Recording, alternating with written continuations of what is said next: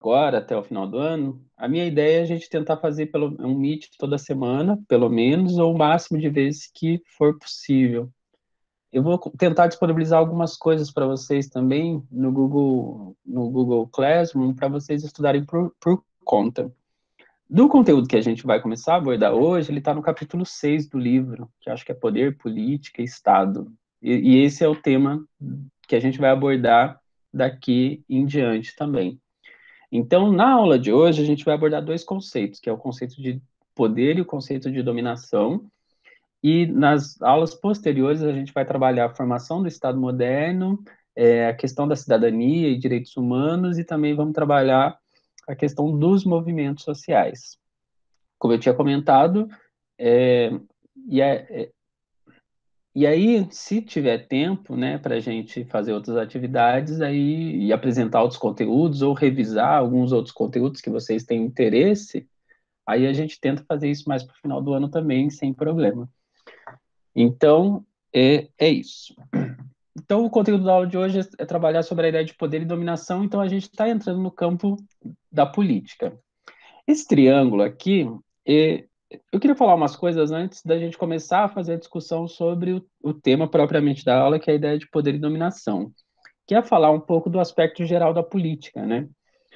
Hoje em dia, a gente tem uma visão muito negativa da política, né? Quando se fala em política, a gente já pensa logo na política institucional e logo numa visão negativa da política, né? Então você tem lá, né, os políticos são corruptos, nananá, nananá, e há um problema numa visão mais ou menos determinista desses fenômenos, né? Ou às vezes também uma visão superficial desses fenômenos. Por quê? A política ela não envolve só essas relações institucionalizadas, né, que estão dentro das esferas daquilo que a gente chama das esferas de exercício do poder, que é o Estado e o governo. Na verdade, a base da política é a própria sociedade. E a própria sociedade, né, o que é a sociedade no que a gente vem estudando dentro das ciências sociais, dentro da sociologia? A sociedade, ela é resultado das relações sociais. O papel da sociologia é tentar compreender essas relações sociais para entender os fenômenos que ocorrem dentro da sociedade. Então, a ideia da desigualdade, quando a gente estava falando mesmo sobre a questão do preconceito na aula anterior, a gente estava falando, né, que o que, que o preconceito enquanto ideologia, ou o racismo enquanto ideologia, ele faz? Ele camufla relações de poder existentes dentro da sociedade, né? Então, tudo, basicamente, né, o que permeia a sociedade na qual a gente está inserido são as relações de poder, são as relações políticas. Então, as relações políticas, as relações de poder, elas não estão restritas às esferas institucionais, mas elas permeiam a nossa realidade e o nosso dia a dia. E aquilo que acontece dentro dessas esferas institucionais, elas impactam diretamente na nossa vida. E agora que a gente está vivenciando um período de pandemia, né, isso acaba se tornando cada vez mais claro, né, as formas como é, essas relações de poder, essas relações políticas, elas de fato implicam na nossa vida. Então, essa é a ideia da sociedade, né? A sociedade é a base para a gente fazer essas discussões sobre poder e sobre política. O poder, ele implica numa relação social. Toda relação social que a gente estabelece no nosso dia a dia, nas nossas relações sociais, são relações de poder, né? As relações que a gente estabelece dentro da nossa própria família implicam em relações de poder. Ah, as relações que a gente estabelece no nosso núcleo de amigos, na nossa igreja e assim consecutivamente, na escola, são relações de poder. E a ideia da política também implica que toda relação de poder, de certa forma, implica numa relação política, né? Há um jogo político, há uma disputa política. Na verdade, a política ela permite uma disputa por esse poder. Então, por isso que é importante a gente pensar essa ideia de política e essa ideia de poder no sentido mais amplo, não restrita à ideia das instituições. E aí a gente tem outros dois elementos que são importantes, que a gente vai desenvolver, né, posteriormente, mas que é bom a gente apresentar agora, que é primeiro a ideia do Estado, né? O que que é o Estado? O Estado, ele assim, simplisticamente, no geral falando, né, o Estado é a ideia de um território. E esse território, há uma certa soberania dentro desse território. E também, né, quando a gente fala de Estado, a gente está falando de uma nação, né, da identidade de um povo enquanto nação. Então, o Estado é uma das dimensões do exercício de poder, né? E o Estado ele se diferencia do governo, porque muitas vezes a gente confunde Estado e governo, mas o Estado ele é feito por várias instituições. O governo é uma dessas instituições do Estado. E o governo ele tem um papel muito específico, que é justamente a administração desse Estado. Então, é a partir do governo, o governo ele faz o quê? Ele dirige a política estatal. Ele que dirige os caminhos, né, que o país vai tomar. Então, por exemplo, quando a gente fala da nação, né? Então, quando você vê lá alterações no governo, muda a política de Estado, muda a visão do Estado em relação à política internacional, em relação aos outros países, né? Então, conforme essas mudanças, e eu acho que aí tem um elemento que é interessante, né? Esse ano a gente tem eleição no Brasil, mas também, né, em qual país, que é um país extremamente importante para o Brasil, que é um parceiro do Brasil, que tem eleição também? Alguém arrisca? Estados Unidos? Estados Unidos, muito bem. Então,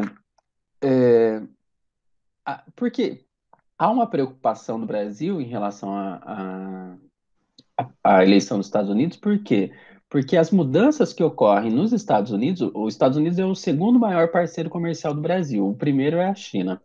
As mudanças políticas que ocorrem nos Estados Unidos, elas também impactam na política do Brasil, nas relações comerciais que são estabelecidas, nas relações de troca que estão estabelecidas. E qual que é a preocupação maior que tem no Brasil? O nosso presidente, ele é muito próximo e é um apoiador do atual presidente dos Estados Unidos. Mas há uma possibilidade do presidente dos Estados Unidos não ser reeleito. E isso é bastante problemático, porque a gente tem um presidente que defende o presidente americano efusivamente, só que se ele não for eleito, isso pode trazer algum impacto, que a gente ainda não sabe, mas ele pode trazer algum impacto para a política, para as relações que o Brasil estabelece com os Estados Unidos. Então, isso tudo se dá por quê? Porque o governo, ele, né, dimensiona, ele dirige uma política estatal. Então, por isso que uma eleição nos Estados Unidos, ela preocupa, né, os analistas políticos no Brasil, porque ela pode trazer impactos também para a nossa economia, para as relações internacionais e assim consecutivamente. Então, a ideia geral, na verdade, é a gente pensar que a política, ela é importante ser pensada do campo de vista da ideia da institucionalização, mas ela é importante ser pensada no nosso dia a dia e na influência que ela exerce no nosso dia a dia, na nossa vida cotidiana. E outro elemento, só para finalizar isso, que a gente tem aquela, né, nas últimas eleições que ocorreram no Brasil, tanto as de 2018 quanto as de 2016, se defendeu muito aquela ideia dos outsiders, né? As pessoas estavam escolhendo candidatos para votarem que não tinham uma relação com a política, essa relação institucionalizada com a política. Mas isso, na verdade, ela não passa de uma percepção muito equivocada da realidade. Porque se o indivíduo, ele, ele se pretendeu a concorrer a um cargo político, e se ele tem condições de vencer esse cargo político, de ganhar essa corrida eleitoral, ele já é um insider, né? Ele não é um outsider. Tanto que, olha que engraçado, né? O atual governador de São Paulo, lá, o João Dória, ele ganhou as eleições de 2016 para prefeito de São Paulo, com esse discurso de outsider, né? Então ele é um não político. Então ele vai saber, ele é um administrador, um não político vai saber administrar a cidade. Aí ele foi 2 anos prefeito, aí ele concorreu a governador com o mesmo discurso de não político, mas ele já era político, né? Então há um equívoco muito grande. O nosso atual presidente também passou pelo mesmo processo. Ele ficou 28 anos sendo deputado federal e concorreu à eleição para presidente com um discurso de não político também, mas ele era há 28 anos político, né? Então, a gente tem interpretações muito equivocadas dentro da realidade. Por quê? Porque muitas vezes a gente se recusa a discutir a política como uma relação social mais ampla, né? Então, eu acho que é importante a gente ter em consideração na hora da gente analisar os elementos que a gente vai discutir a partir desse momento, ok? Tranquilo, gente? Tá tranquilo. Então, vamos lá. Sim. Valeu. Então, a gente vai começar com esse cara aqui que vocês ainda não conhecem, né? Que é o Max Weber. Então, o sociólogo alemão Max Weber, que é o autor que a gente vem discutindo desde o primeiro ano. Então, né, falamos dele no primeiro ano, falamos dele no segundo ano, e estamos falando dele no terceiro ano. Como a gente bem sabe, o Max Weber ele vai analisar a sociedade a partir, né, o conceito fundamental da análise da sociedade para o Max Weber é a ideia da ação social. Então, ele vai falar, né, que a sociedade, ela primeiro, o que é ação social, né? É toda ação que o indivíduo exerce levando em consideração a ação do outro indivíduo. E ele vai falar que há tipos específicos de ação que ele vai chamar de tipos ideais de ação social, que é a ação social tradicional, ação social afetiva, ação social racional com relação a valores e ação social racional com relação a fins. Então, essas formas de ação, elas caracterizam as nossas relações sociais. Outro conceito importante, além da ação social que o Weber vai trabalhar, é o conceito de poder. Então, o Weber ele vai dar uma definição do conceito de poder que ela é uma definição assim amplamente aceita dentro do campo teórico, né, sociológico, filosófico. Então, você tem uma aceitação muito grande desse conceito de poder. E o que o Weber ele entende por poder? Abre aspas aí, né? Para o Weber, poder significa toda probabilidade de impor a própria vontade numa relação social, mesmo contra resistências, seja qual for o fundamento dessa probabilidade. O que ele está querendo dizer com isso? A ideia do poder, em Weber, ela se relaciona ao fato de que ele entende como poder a capacidade que um indivíduo tem ou um grupo de indivíduos tem de fazer valer a sua vontade dentro de uma relação social, mesmo contra a vontade daqueles a quem ele pretende fazer valer a sua vontade, né? Então, para ele, isso é o poder, é quando você faz valer a sua vontade, mesmo contra a vontade do outro. E as relações de poder, elas não são exclusivas das instituições. É, elas não são dessas instituições políticas, por exemplo. As relações de poder, elas se dão em todo o âmbito da sociedade, né? Em todas as nossas relações sociais. Então, na nossa família, né, nós temos relações de poder quando, né, quando você quer fazer alguma coisa, por exemplo, você quer sair no meio da pandemia, aí seus pais falaram, não, você não vai sair de casa, você vai ficar aqui quarentenado ou quarentenada, né? Isso implica numa relação de poder, né? É um indivíduo fazendo valer a sua vontade sobre o outro, mesmo contra a vontade daquele indivíduo. Quando a gente estabelece uma relação, nas nossas relações entre os nossos amigos, por exemplo, há uma relação de poder, né? Vocês têm lá, sei lá, quando vocês vão fazer lá a gincana da escola, então cada turma tem que escolher uma dança, tem que escolher uma música, você tem que escolher essas coisas. Como que se escolhe isso? Um grupo quer determinada coisa, outro grupo quer determinada outra coisa. Então, se estabelece aí uma relação de poder para que um grupo consiga fazer com que a sua vontade prevaleça sobre a do outro. Então, isso é o poder na lógica do Weber, e isso permeia toda a vida em sociedade, todas as relações sociais, desde as nossas relações sociais mais íntimas até as nossas relações sociais mais, entre aspas, aí, complexas, que são aquelas que envolvem as próprias instituições sociais. Ok? Outro conceito importante é a ideia de dominação. Então, o Weber ele entende, né, para ver o poder também, é importante que haja a dominação. E o que é a dominação, segundo o Weber? Eu esqueci de pôr as aspas aqui, mas é uma citação também. Dominação, para o Weber, dominar-se-á a probabilidade de encontrar obediência a uma ordem de determinado conteúdo em determinadas pessoas. O que significa isso? Quando a gente fala em dominação, a gente está falando de aceitação. Para que para que um poder ele seja exercido, é necessário que haja uma aceitação. E essa aceitação do exercício do poder, ele leva à própria legitimidade do exercício do poder. Então, o que legitima o poder é o fato do outro ou do outro grupo, né, do grupo de pessoas, aceitarem o exercício do poder do outro. Então, né, o poder seria uma imposição de uma vontade sobre as dos outros e a dominação seria a aceitação dessa vontade que foi imposta pelos outros indivíduos. Então, a ideia de dominação, ela leva a uma legitimidade do poder. Então, né, o que legitima o poder dentro de uma relação social? E a gente vai falar sobre como o Weber percebe, né, os tipos legítimos de exercício de poder. E o outro conceito importante também é a ideia da disciplina. O que é a disciplina? Para ele, a disciplina é a probabilidade de, numa multidão dada de seres humanos, encontrar uma obediência pronta, automática e esquemática a uma ordem em virtude de uma atitude adestrada.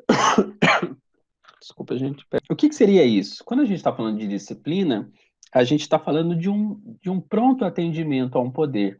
Então, essa pessoa, ou esse grupo de pessoas que está exercendo o poder, que está exercendo a dominação, ela tem tanta legitimidade que as pessoas, de pronto, já atendem, né, a esse poder, já se submetem a essa demanda. Então, quando a gente está falando aqui, a ideia da disciplina ela seria um pronto atendimento a um poder que demanda de uma dominação, né?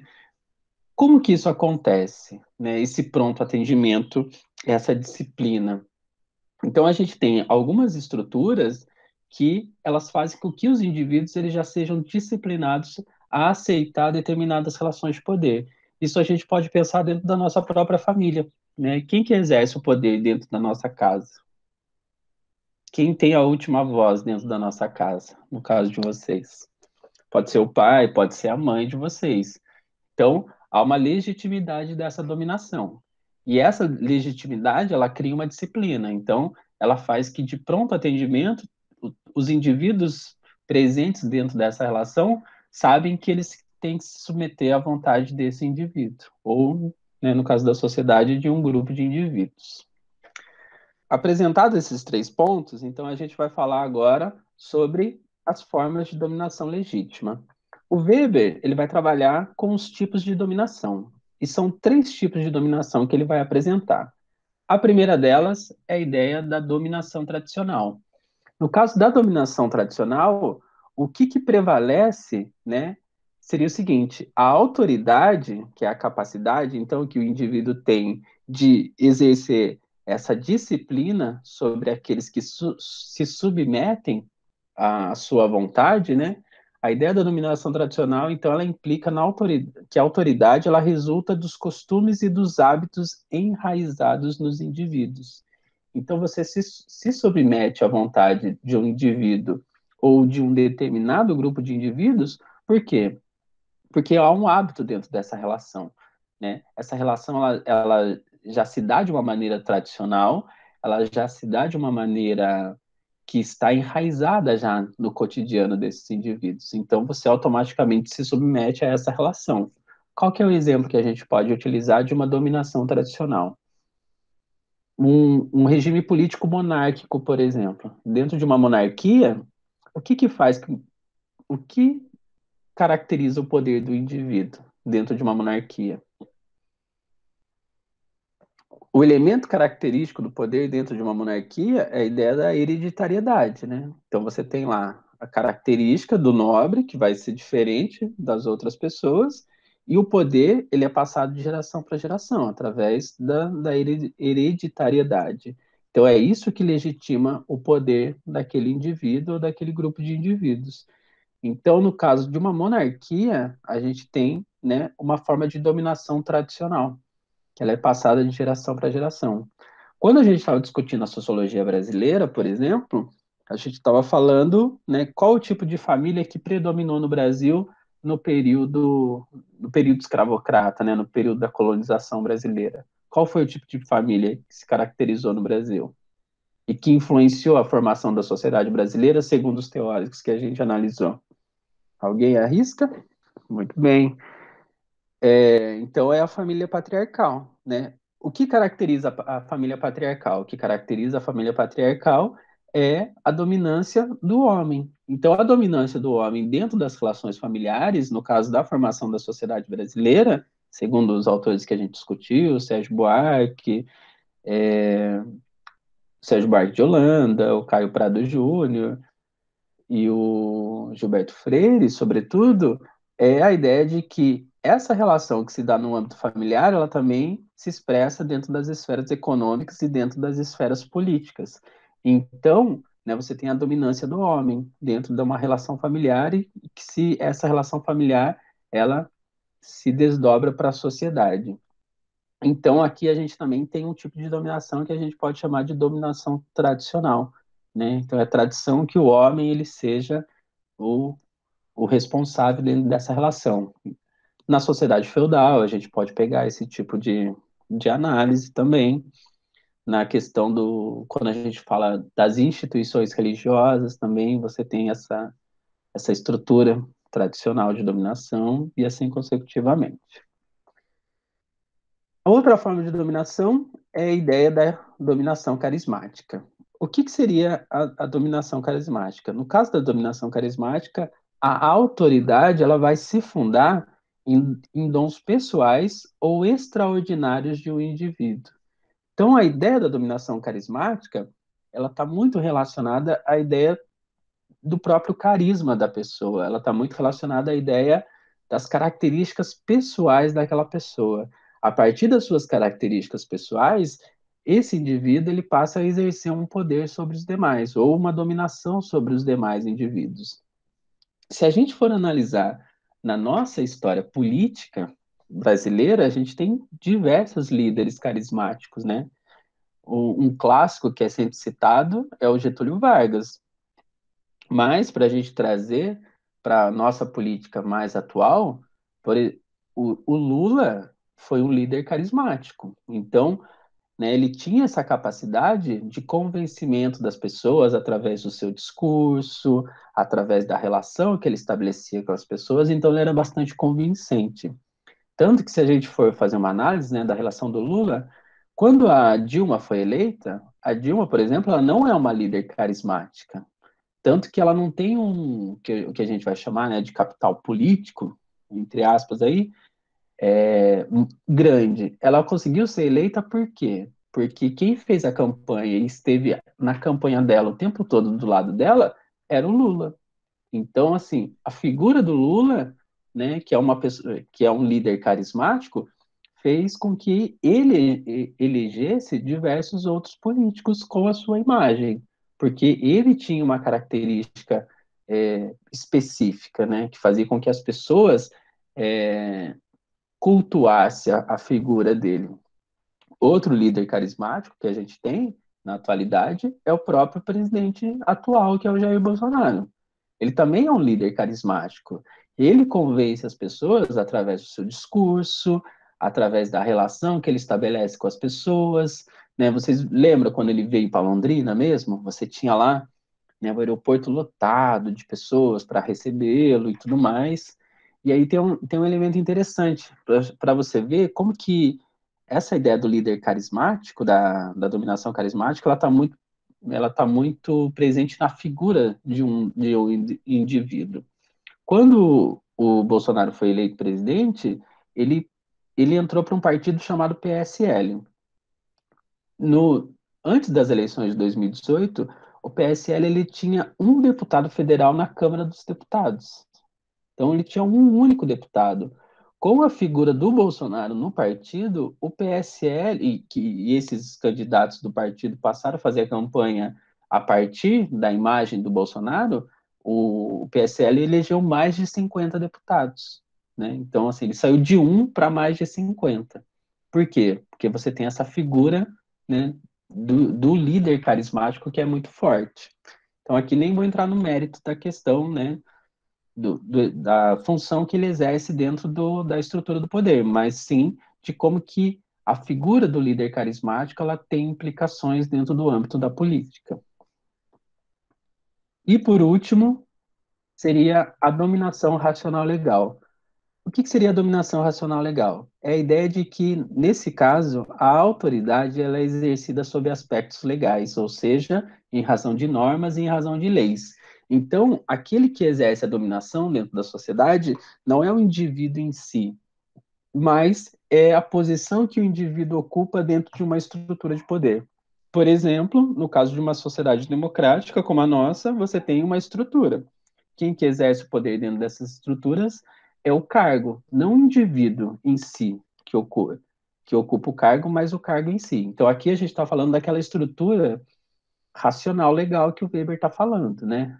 Ou seja, quando ele vai falar da burocracia, a gente está falando de uma estrutura racional legal, ou seja, ela é pautada pela ideia da impessoalidade. Então, o indivíduo que exerce o poder, né, não é o indivíduo em si, né? Então, não é o Jair Bolsonaro que exerce o poder dentro das relações políticas, dentro da sociedade, mas é ele enquanto presidente da República. Então, é o cargo de presidência da República que tem a capacidade de exercer esse poder. Então, aqui, e o que legitima isso são as próprias leis. Então, aqui não é o carisma que legitima isso, não é a tradição que legitima isso, mas são as leis que são formuladas de maneira racional e baseadas na ideia da impessoalidade. Mas ele vai falar, pô, mas você acabou de dizer que o Bolsonaro é um líder carismático. Sim, quando o Weber está analisando, né, o princípio dele apresentar essas formas de dominação é como a dominação ela pode se revestir dentro da sociedade, mas não quer dizer que ela vai se dar de uma maneira única, né? Aqui segue a lógica do tipo ideal weberiano. Então é uma forma de você conseguir representar a realidade para compreender essa própria realidade. Então você tem aqui um indivíduo, ele pode exercer mais de um tipo de dominação dentro da sociedade. Então ele pode se valer da dominação carismática para poder exercer também uma dominação racional legal dentro da sociedade. Assim como, né, pode exercer uma dominação tradicional para poder exercer uma dominação racional legal dentro da sociedade. E como daria essa relação? Você pega lá na Bahia, né? Acho que o atual governador da Bahia é o ACM Neto, né? É Antônio Carlos Magalhães. O avô dele já foi governador da Bahia também. O pai dele já foi uma figura importante na política da Bahia. Então é uma família que tem tradição na política e que passa a exercer, né? E que passa a exercer, então, a política ela se torna uma tradição de família. Só que eles ascendem a política através da dominação racional legal, ou seja, através das estruturas legitimadas por uma organização racional do poder. Ok, gente? Questões? Dando sequência, vamos falar um pouquinho sobre as dimensões do poder, né? Das características do poder. Sobre as características do poder, a gente vai falar sobre três tipos de dimensões que o poder pode tomar. A primeira delas seria a ideia do poder relacional. O que seria isso? A ideia do poder relacional é aquela ideia que a gente implica sempre uma rede de pessoas ou de instituições. E essa rede, ela vai envolver diversas relações de exercício de poder e a constituição dessa rede, ela faz com que determinadas pessoas ou determinados grupos, eles numa determinada relação, num determinado espaço de tempo, eles consigam exercer uma relação de vantagem e uma relação de desvantagem dentro dessas relações de poder. Então, como o próprio nome já diz, né, essa essas formas de exercício do poder, elas estão relacionadas, elas se dão a partir de uma relação, é uma relação de disputa. Em determinados momentos, um grupo tem vantagem dentro dessa disputa, em determinados momentos, né, outro grupo tem vantagem. Nessas disputas, quem tem vantagem, né, quem tem vantagem e quem tem a desvantagem dentro dessa relação, vai estabelecer quem que vai vencer a disputa e quem que vai perder essa disputa. Qual que é um exemplo que a gente pode pegar de uma dimensão de poder relacional? A gente pegar e analisar a própria política brasileira contemporânea. Você vê vários conflitos entre as instituições sociais. Então, conflitos entre o executivo e o legislativo, por exemplo, na aprovação de projetos. Quem tem, em determinado momento, o executivo, ele está numa relação de vantagem nessa disputa com o legislativo, então ele consegue impor a sua vontade. Só que em determinados momentos, o legislativo ele está com uma vantagem sobre o executivo. Então ele consegue né, reverter o jogo e fazer com que a sua vontade ela prevaleça em, peraí, ela vai fazer com que a sua vontade ela prevaleça dentro dessa relação. Aí você tem lá as disputas entre o STF e o Poder Executivo, entre as estruturas da polícia, né? Você tem lá os conflitos dentro da própria estrutura da polícia, dentro das estruturas do Exército. Então aqui a gente está falando, né, do exercício do poder relacional. Então que você se baseia a partir dessas instituições, a partir dessas estruturas, para você e aí você consegue, né, em determinados momentos, mais apoio para fazer valer a sua vontade, em determinados momentos você tem menos apoio para fazer valer a sua vontade e acaba sendo enfraquecido dentro dessa relação de poder. Deixa eu olhar a pergunta aqui. Alana, Alana, esse daqui está no capítulo 6, tá? Esse conteúdo. A ideia do poder relacional, eu não tenho certeza se ela está no livro, tá? Mas depois, se você quiser, eu passo referências para discutir um pouco sobre, tá? Outro elemento, né, é a ideia do poder discursivo. Né? O que seria o poder discursivo? A ideia do poder discursivo é quando a gente se utiliza de um conjunto de pensamentos ou um conjunto de ideias para fazer valer uma vontade.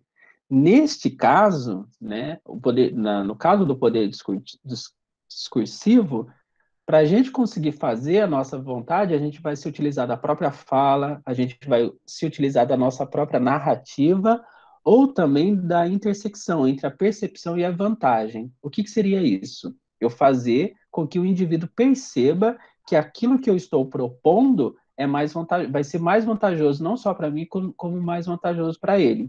Então, aqui eu vou me utilizar das próprias narrativas. Aquele que tem maior capacidade de argumentação dentro dessa relação consegue exercer maior vantagem dentro dessa disputa de um poder discursivo. Aqui a gente pode utilizar como exemplo qualquer tipo de reunião de tomada de decisão. Quando a gente faz uma reunião para tomar uma determinada decisão, a gente vai ter que se utilizar de argumentos dentro dessa reunião. E ao nos utilizarmos de argumentos, a gente tem que se valer dessa narrativa. Então, eu utilizo uma narrativa para fazer valer a minha vontade, né? Aqui a gente pode pegar como exemplo na filosofia os sofistas, né? Sofistas que se utilizavam da argumentação para o convencimento. Então, na ideia do poder discursivo, ela segue essa mesma lógica. Então, a gente tem utilizado as narrativas, né? Hoje se a gente analisa a política brasileira, hoje a gente vê muito essas disputas de narrativa, né? Então, o indivíduo falou alguma coisa, lançou a hashtag tal. Aí, essa hashtag foi para os trend topics lá do Twitter. E, e aí o outro foi lá e lançou outra hashtag. Então, você tem aí, né, disputas, né, há uma disputa, né, discursiva dentro dessas relações, né, que envolve discurso. Aquele que tem a melhor narrativa, aquele que tem o melhor discurso, aquele que consegue apresentar de melhor maneira as suas ideias e consegue provar, através da sua argumentação, que a sua ideia ela é benéfica não só para ele, mas como para o outro também, ele tem mais capacidade ele tem a capacidade de conseguir valer os seus interesses. A não argumentação, a pergunta do Kurt aqui, a não argumentação também seria uma forma de exercer o poder discursivo? Então, a não argumentação, não, né? Por quê? O que que acontece? Se a gente for pensar, né, por exemplo, a questão do debate político, né? Vamos analisar a política brasileira, né? Não tem como a gente fugir disso, mas sem entrar nas questões. Por exemplo, o atual presidente, Jair Bolsonaro, ele não participou dos debates televisivos no período das eleições, mas mesmo assim ele conseguiu ganhar as eleições. Então, isso não quer dizer que ele não se utilizou da argumentação para se valer e conseguir ganhar o cargo nesse caso, mas ele se utilizou de outros meios de argumentação. Então, ele se valeu mais das redes sociais, até porque ele tinha pouquíssimo tempo de televisão também para fazer a sua propaganda, então ele se valeu muito mais das redes sociais para que ele conseguisse vencer essa disputa por narrativa. Então, não quer dizer que ele não argumentou dentro dessa relação, mas ele se utilizou de outros meios de argumentação para fazer valer a sua vontade e deu super certo, né? Tanto que ele venceu a eleição. Então, a não argumentação ela não seria, né, a forma de exercício do poder discursivo, mas porque, né, você precisa fazer valer a sua vontade, você precisa apresentar a sua ideia, né, deixar clara a sua ideia. Então, se a gente for analisar a política brasileira e pegar como exemplo esse exemplo que eu dei, não tem como falar que ele não se valeu da argumentação, ele se valeu, só que ele se valeu da argumentação por outros meios. Não sei se era isso que você estava em mente quando você fez a pergunta, Gabriel, mas. Professor, uma coisa aleatória aqui. Não tem nada a ver com o que você está falando. Só que, como é que eu posso colocar, tipo, de título esse conteúdo? Coloca poder e dominação. Tá bom, obrigada. Então a gente estava falando da dominação e agora estamos falando do poder. E o último exemplo seria o poder performativo, né? O que seria essa ideia do poder performativo?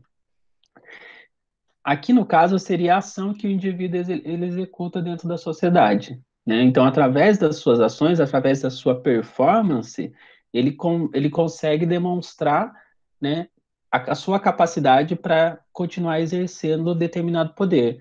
E nessa ação, nessa performatividade do indivíduo, ele pode se valer tanto da posição que ele ocupa dentro da estrutura do poder relacional, ou seja, da instituição que ele ocupa, por exemplo, um presidente, né, uma pessoa que exerce um cargo importante na estrutura de uma empresa, ele pode se valer dessa posição dentro dessa estrutura, e aí, a partir dessa posição, ele passa a tomar certas decisões, e a partir dessas decisões tomadas, ele demonstra que, de fato, ele tem capacidade para continuar exercendo esse poder, e ou pela interpelação de certos discursos.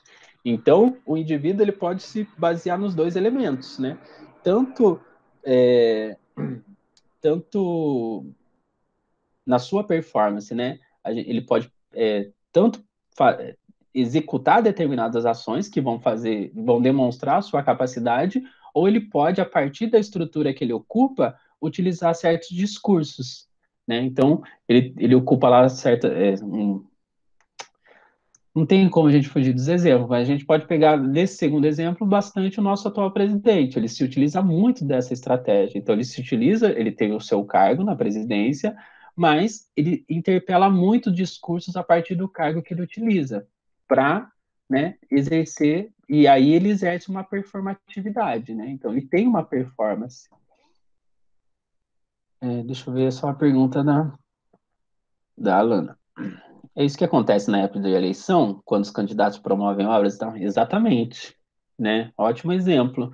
Então, aqui você tem dois elementos que você pode utilizar, né, para analisar. Em época de eleição, o candidato ele começa a fazer um monte de obra. Então, são as ações que eles exercem. Mas em época de eleição, o candidato também que não fez a obra, não tem a condições de fazer a obra, ele pode utilizar-se de diversos discursos que tentem desconstruir o outro indivíduo e tudo mais a partir da posição que ele está exercendo. Então aqui a gente tem um poder performativo também, mas é exatamente isso. Ok. Pessoal, até aqui, tranquilo? Suave na nave? Nossa, eu sou péssimo nas piadas, né? Desculpa, gente. Valeu, vamos lá. E aí, para a gente ir para os finalmente, vamos falar um pouquinho das formas de exercício do poder, né? Então, aqui nós temos três formas de exercício de poder. A primeira delas é a forma econômica. Na forma econômica de exercício do poder, a gente utiliza-se de bens materiais como forma de exercer influência sobre a conduta dos indivíduos. Que tipo de relação a gente pode perceber dentro dessa forma econômica de exercício do poder? Por exemplo, uma relação entre patrão e empregado, né? O patrão, ele tem a última voz por quê? Porque aí ele detém o poder econômico. Então, você é funcionário, né? Você é meu funcionário, então aqui quem dita as regras sou eu. Então, você está submetido à minha vontade dentro dessa relação de emprego na qual nós estamos estabelecendo. Então, aqui é o poder econômico. Outro exemplo é você ver essas grandes empresas que financiam, né, políticos na época das eleições. Então você tem lá, né, tanto que você pega, acho que na última eleição da Dilma, que ela ganhou do Aécio nas eleições, você pega lá, acho que saiu, né, eles têm que fazer os políticos eles têm que fazer, né, a declaração dos custos de campanha e também declarar quem são os doadores. Se você olhar a lista de doadores dos dois candidatos, elas basicamente são as mesmas. Assim, as mesmas empresas que doaram para um também doaram para outro. Por quê? Porque aí você tem uma relação de exercício de poder político. Então, você tenta eleger, né, através do financiamento, o máximo possível de candidatos que você consiga, para que esses candidatos, quando assumirem os cargos, eles passem a atender os seus interesses. Então, aqui você está exercendo uma relação de poder econômico.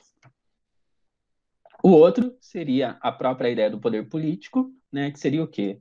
Quando a gente fala do poder político, a gente está falando da capacidade de você utilizar-se de instituições para promover um consenso dentro da sociedade. Então, fazer com que a sociedade ela passe a entender não, né? Mas a aceitar e ela passa a aceitar aquilo que você determina pela sociedade. Qual que é o objetivo agora do governo? Criar um consenso. O objetivo do governo criar consenso é na reforma tributária. Então, eles querem fazer uma mudança no processo de tributação, que é a cobrança de impostos, e para que ele consiga aprovar esse projeto de reforma tributária, ele precisa criar um consenso dentro da sociedade. Então, ele vai se utilizar das suas instituições para criar esse consenso.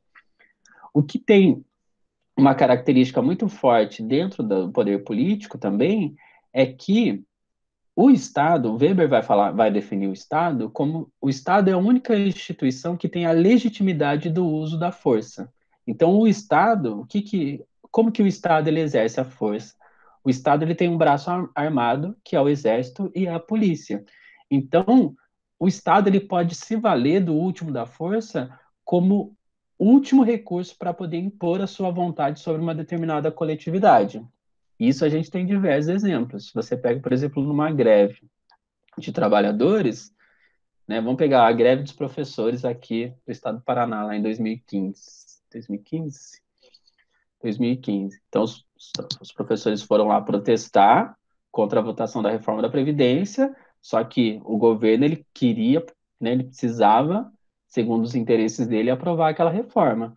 Aí os professores foram tentar ocupar a Assembleia Legislativa e o que que aconteceu? O Estado chamou seu braço armado, que é a Polícia Militar. E aí a Polícia Militar acabou com as manifestações, através do uso da violência. Então, isso é o último recurso que o Estado sempre utiliza. Se ele não consegue criar um consenso dentro da sociedade, ele vai se valer da força física para que ele consiga fazer com que o grupo social se submeta à sua vontade. E por último, Alane, exatamente, né? Eu vou falar do último elemento, daí eu volto para a sua questão, tá? Daí eu leio ela também. E o outro elemento é o poder ideológico, né? O exercício ideológico do poder, seria justamente a capacidade de influenciar a formação de ideias e práticas sociais para produzir padrões de comportamento da sociedade que produzam um determinado modo de perceber o mundo. E aí a gente pode falar muito, né, das grandes empresas dos meios de comunicação, né, os grandes meios de comunicação e agora, na nossa realidade, a internet e as redes sociais. As redes sociais e a internet, elas exercem esse poder ideológico. É através dessas redes sociais que você busca estabelecer um padrão de comportamento dentro da sociedade. Então, fazer com que os indivíduos eles passem a aceitar determinadas ideias e aceitar também determinados comportamentos dentro da sociedade. Então, você impõe um pensamento, né, de cima para baixo para o todo da sociedade. E a assimilação é tão grande desse pensamento que a gente, às vezes, na grandíssima maioria das vezes, a gente nem percebe que a gente está submetido a essa relação de convencimento, né? Então, voltando para a questão da Lana, que ela vai falar, né, do poder político, aí entra a coerção e tem o uso da mídia, sim. Então, aí a gente tem dois elementos, porque um dos instrumentos que o Estado ou que a política ela pode se valer para gerar o consenso é a própria mídia, né? Seja as redes sociais, seja a mídia tradicional, que são os jornais, a televisão, as revistas e tudo mais. E a ideia da coerção. Então, se você não aceita, né, eu vou promover uma coerção dentro da sociedade para que os indivíduos passem a aceitar a minha vontade dentro dessa relação. Isso acontece dentro da nossa relação familiar também, né? Se a gente for ver o tipo de que pode haver uma coerção, né? Se você não aceita, seu pai vai falar lá, não, você não vai fazer isso. Daí você vai lá e insiste. Aí vai chegar no momento que ele vai ficar bravo, né?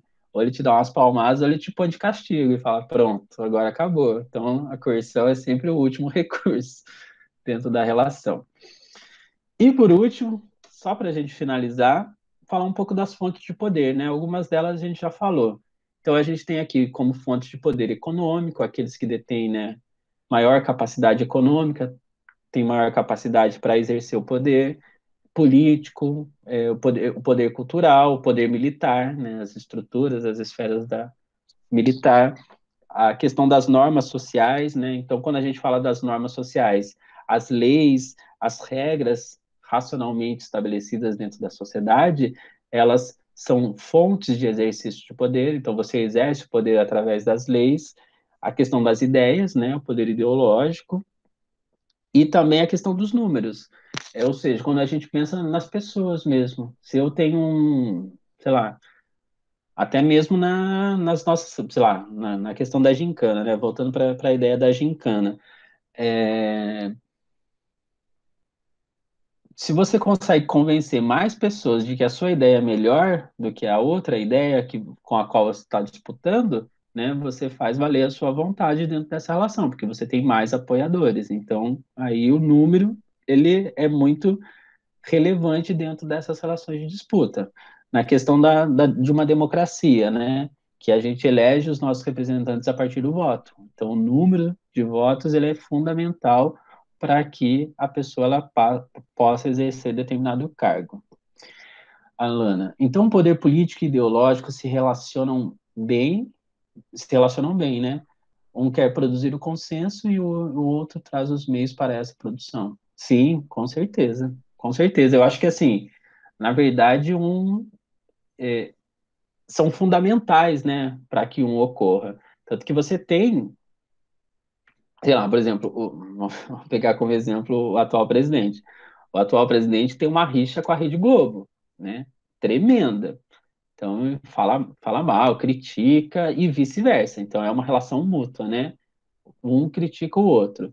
Só que ele não abre mão da mídia, tanto que ele tem outras redes de televisão que são apoiadoras dele, né? Que eu acho que é a Band, se eu não me engano, a Record, alguma coisa assim. Então, assim, ele não abre mão, né? Há essas disputas políticas, né? Na criação das narrativas. Então, você tem uma emissora que é contrária ao governo, não totalmente contrária, porque tem políticas do governo que ela tem acordo, mas em alguns momentos ela é bastante contrária, mas você tem outras ali que extremamente exercem um apoio em relação ao poder. Então, uma não vive sem a outra, né? Tanto que a gente pode pensar, né? O Bolsonaro ele não se elegeu utilizando-se da mídia tradicional. Ele se elegeu utilizando dessa mídia mais que até entre aspas alternativa, né? Porque já se torna mais predominante hoje em dia.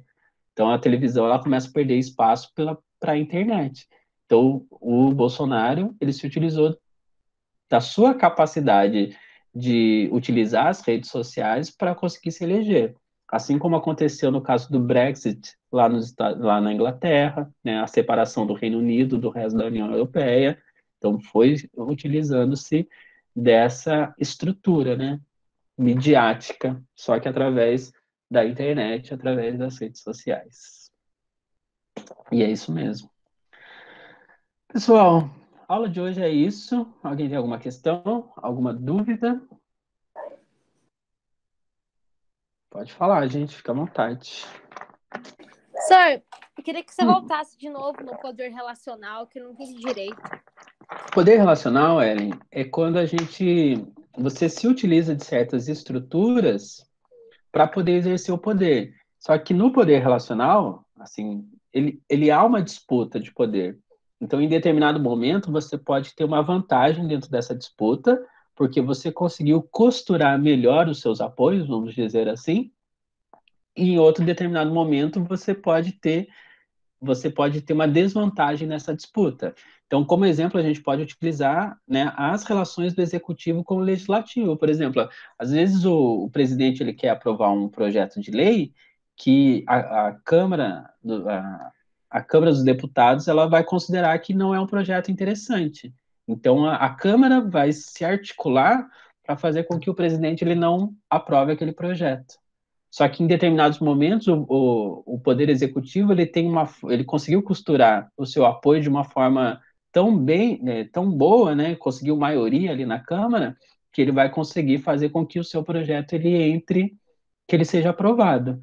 Então o poder relacional não seria, por exemplo, numa monarquia, assim, pensando um pouco mais superficial, mas vamos pensar no seguinte: numa monarquia, o rei ele faz valer a sua vontade, independentemente, né? O que ele quer é lei, né? Se você pega lá o rei Luís XIV lá na França, ele fala, né? O Estado sou eu, então a vontade dele é a vontade que prevalece. Agora, numa sociedade democrática, por exemplo, não é só o presidente que governa, e nem só o presidente pode, entre aspas, aí tem a última palavra, né? Então, às vezes ele quer aprovar um projeto, só que para ele conseguir aprovar um projeto, ele tem que passar pelo Poder Legislativo. Se o Poder Legislativo não concorda com esse projeto, ele não passa esse projeto. Então, você tem um poder relacional, você tem uma disputa, só que essa disputa ela ocorre através, então, dessas instituições, né? Ou por uma rede de pessoas ou através de instituições. Quando a gente pode pensar, sei lá, numa rede, né? Você pega, sei lá, uma rede de empresas quer fazer valer uma lei dentro do Congresso Nacional. Daí essa rede de empresas, ela se articula para criar um projeto, para criar uma pressão, assim como, sei lá, uma greve de trabalhadores, né? Os professores vão entrar em greve, então você cria uma rede de consenso entre a categoria para que a categoria resolva fazer essa greve e aí pressionar o grupo do governo para que esse grupo ele consiga ter as suas demandas atendidas. Deu para entender? Entendi, obrigada. Então, legal. E é isso, gente. Dúvidas? Questões? Traumas?